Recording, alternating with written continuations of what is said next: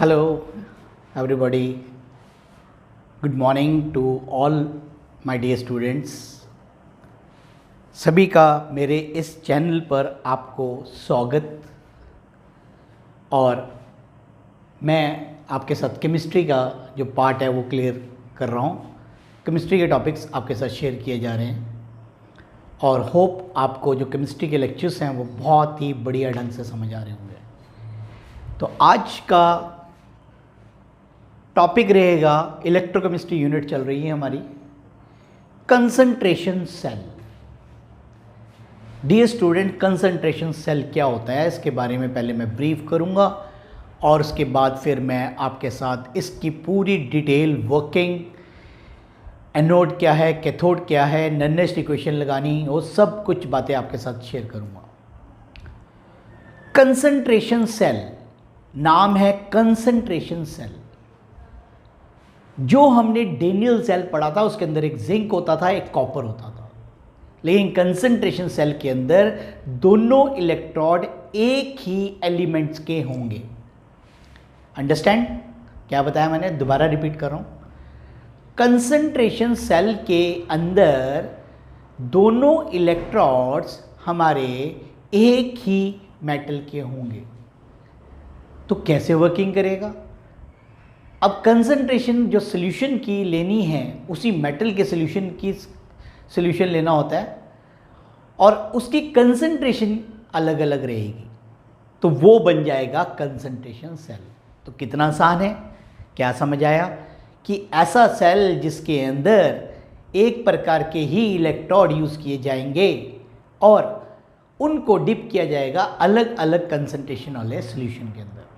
अब आगे की जानकारी, जिसकी कंसंट्रेशन लो रहेगी सॉल्यूशन की वो काम करेगा एनोड, और जिसकी रहेगी कंसंट्रेशन हाई वो काम करेगा कैथोड। और इस तरीके से हमारा सेल बन जाएगा क्या? Concentration cell. क्लियर हो गया, समझ आ गया? तो अब हम इस टॉपिक को आपके साथ में डिस्कस करूंगा। तो आप अब देखेंगे कि आपको जो टॉपिक है बिल्कुल क्रिस्टल क्लियर की तरह समझ आ जाएगा। तो ये था आज का important topic, that is called as what? Concentration cell।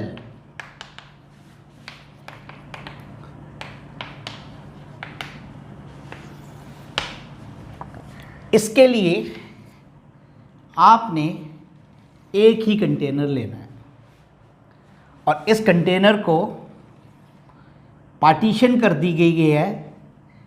किस से? पोरस स्पॉट से पार्टीशन कर दिया गया है। Porous plate,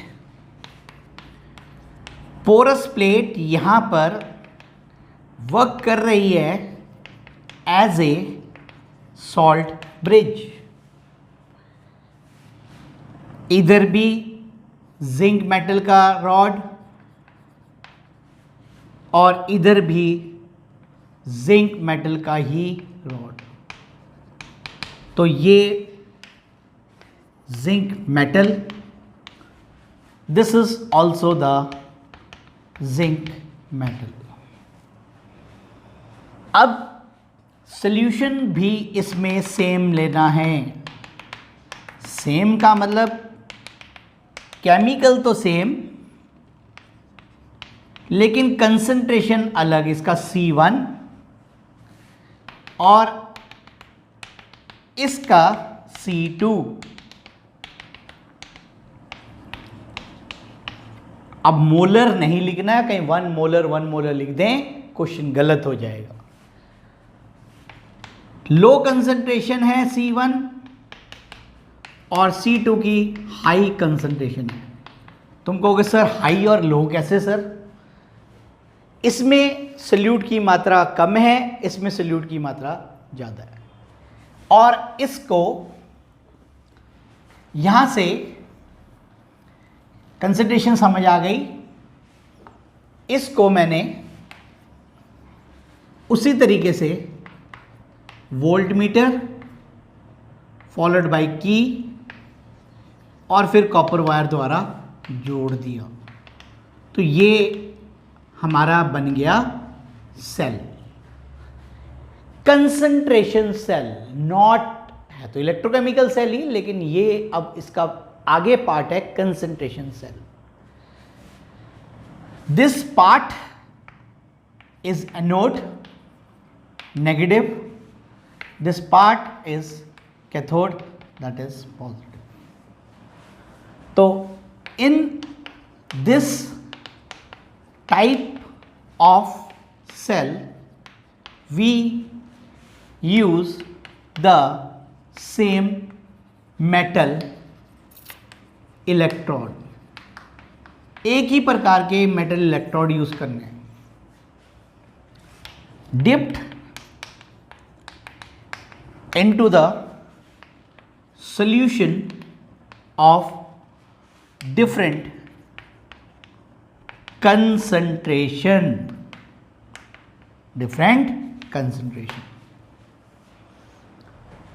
Low concentration solution excuse me, act as anode, and high concentration solution act as cathode. तो अब आपको बिल्कुल क्लियर समझ आ गया होगा what is the construction, what is this cell. This cell is known as concentration cell. अब हम बात करेंगे इसकी वर्किंग, और वर्किंग से ही हम निकाल पाएंगे इसका नन्नेस्ट इक्वेशन.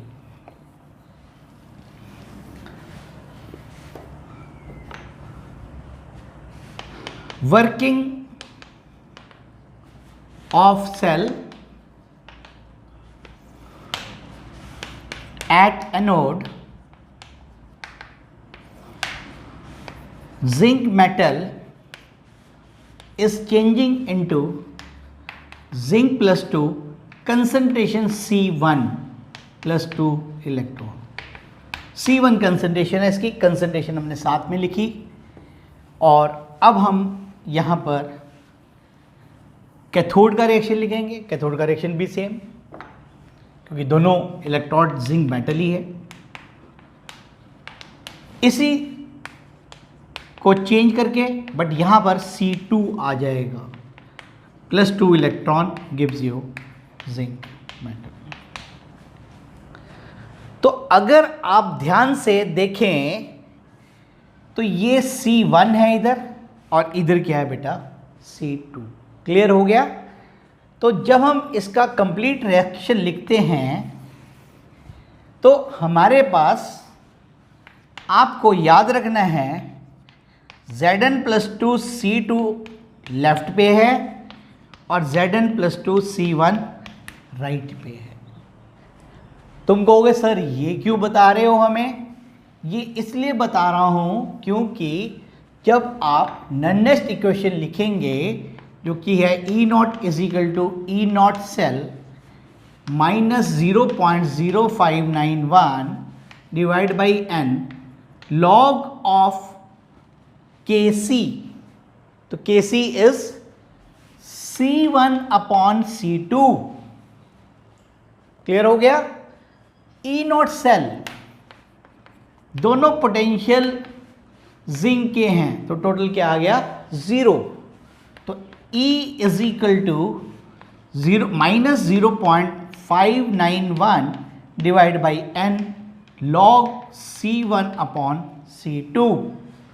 और अगर हम साइन माइनस का चेंज करते हैं तो log के फॉर्मूले के अंदर log चेंज हो जाता है. 0.591 divide by n log C2 divide by C1. तो this is the formula of for concentration cell. और what is this? This is the Nernst equation. तो होप आपको ये टॉपिक बिल्कुल अच्छी तरह समझ आ गया होगा कि कैसे ये ड्राइव करना है. तो ये था आज का पहला आर्टिकल जो आपके सामने था. अब मैं आपके साथ डिस्कस करूंगा equilibrium constant from none-nest equation. अगला टॉपिक है equilibrium constant from none-nest equation. तुम कहोगे सर ये क्या इक्विलिब्रियम कांस्टेंट कहाँ से आ गया? के सी की वैल्यू निकालनी है। You have to find out the value of K C. Equilibrium constant क्या? के सी फाइंड आउट करना है। इसके लिए हम पढ़ेंगे ग्राफ। एक्स एक्सिस पे है progress of the reaction, progress of reaction. बिल्कुल क्लियर समझ आ रहा होगा। वाई एक्सिस पे लेना है रिडक्शन पोटेंशियल, और हम जानते हैं जो ऑक्सीजन हाफ सेल है उसका रिडक्शन पोटेंशियल बढ़ता है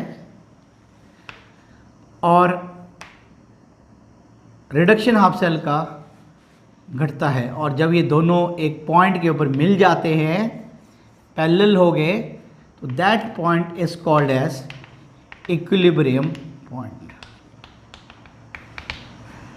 it is what? It is oxidation half cell. This is what? Reduction half cell.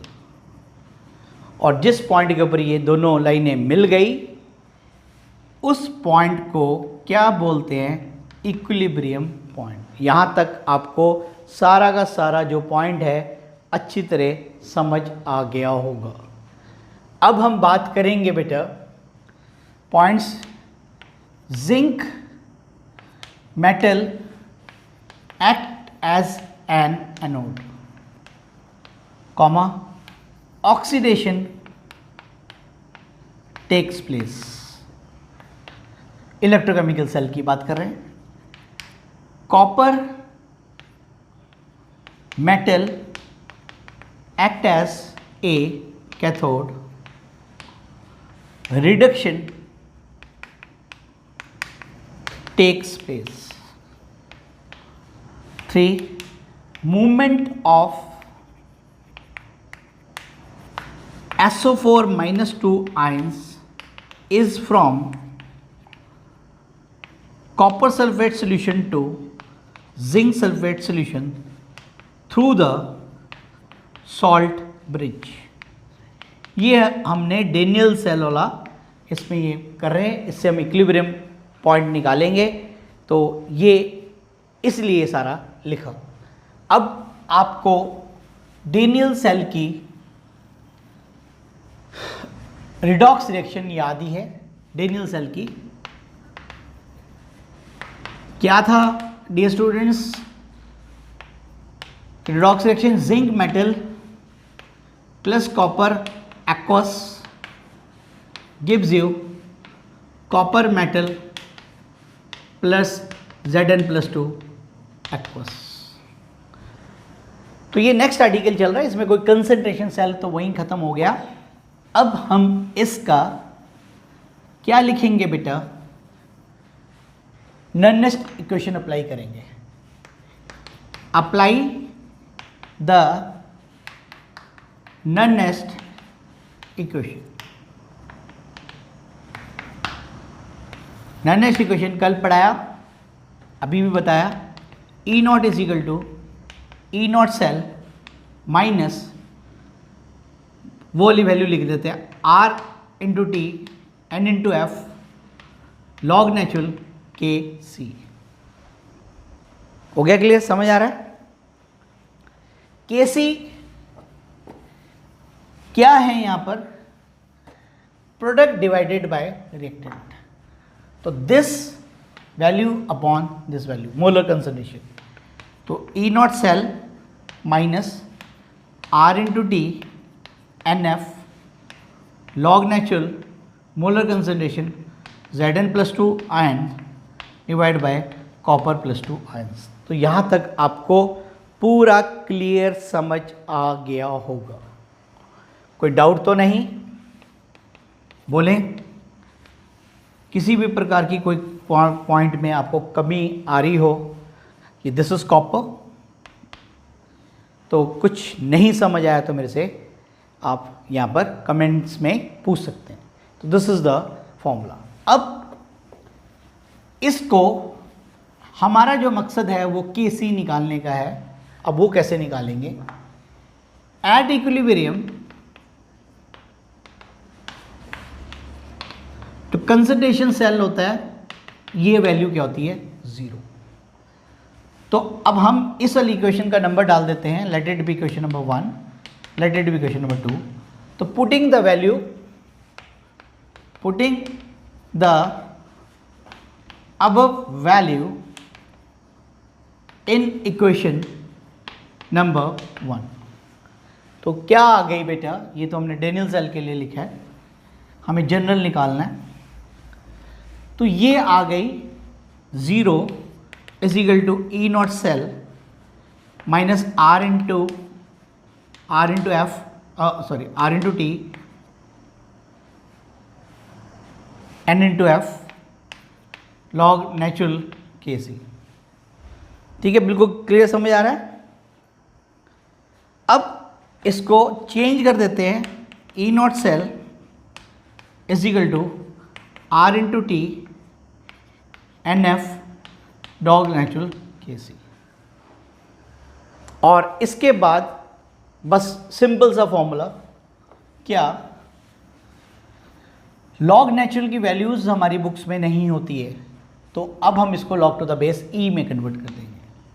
तो और E naught cell is equal to 2.303 into R into T divide by N into F log to the base E Kc।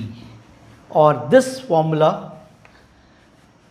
T temperature is at 298 Kelvin, temperature we take it 298 Kelvin standard, or this is the formula to calculate the, what is this, to calculate the Kc value।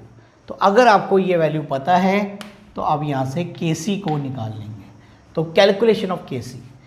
Next is significance of Kc। भाई Kc का फायदा क्या है, क्यों निकाल रहे हैं Kc?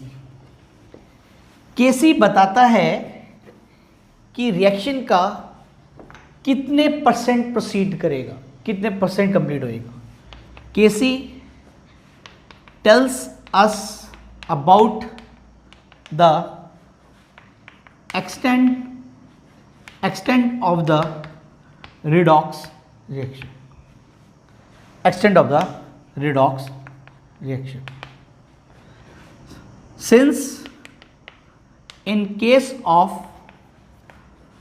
zinc copper cell Kc is equal to 2 into 10 की पावर 7 वैल्यू है इसकी, having the maximum value